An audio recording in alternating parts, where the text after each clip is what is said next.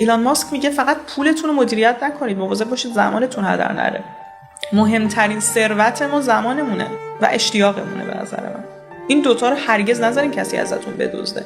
آقا زمانمون رو چجوری میدزدن؟ درگیر چیز بیهودت میکنن. ساعت‌ها داری به این موضوع بیهوده فکر می‌کنی. والا چی گفت، پشتم حرف زد، چی گفت، نمیدونم، خودتون رو می‌خواید به یه آدمی ثابت کنید، انرژی و وقتتون رو هدر میدید. نکنید این کارا رو.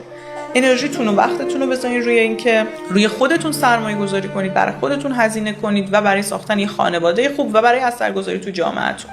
هر چیزی که تو این چارچوب نیست داره وقتتون رو هدر میده، داره ازتون انرژی بیهوده میگیره و مدیریت انرژی امروز خیلی مهمه. شما اگر انرژی تو بتونی به درستی مدیریت بکنی، با وجود امکاناتی که دنیای امروز داره بهت میده، تو کارهای بسیار بزرگی میتونی بکنی، ولی در عین حال همه این امکانات میتونن تو رو ببرن توی مسیری که دائم انرژی تو هدر بدی و پوچی خالص. مدیریت کنی، نذارین آدم‌ها وقتتون رو بدزدن و ارزشاتو وقتی میدونی جسورانه نمیگی. چجوری مرسا انرژیمو مدیریت کنم؟ نه بگو. مرسا فلان مهمونی میای؟ نه. چرا من بعد اونجا بیام؟ خب اونجا اگه بیام چه چیزی رو به دست میارم؟ اوکی، زندگی باید لذت ببری، باید یه جاهایی به خود اجازه بدی رندومی چیزایی رو تجربه کنی، ولی خیلی درصد کم. 5% جاهایی که ارزش داره ریسک کنید، بذارید ببینید محیط چجوریه، فضا چجوریه، تجربه کنید.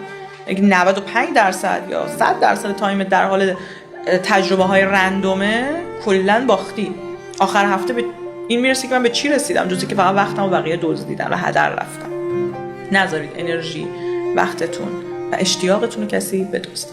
و یه مورد دیگه هم الان تو ذهنم اومد که اضافه کنم در مورد سرمایه‌گذاری. میلیونر سرمایه‌گذاری میکنن رو خودشون، هزینه میکنه رو ورزشش، لایف استایلش، روی استایلش، معاشرتاش از جنس سرمایه‌گذاری رو آدمایی که فکر میکنه چیزی دارن بهش یاد میدن، ارزشی براش خلق میکنن، سرمایه‌گذاری میکنه روی کارهایی که ثروتش رو داره بیشتر میکنه، روی کارهایی که داره بینشش رو گسترده تر میکنه، روی آدمهایی که میتونن بیزینس و سیستمش رو بزرگ کنن.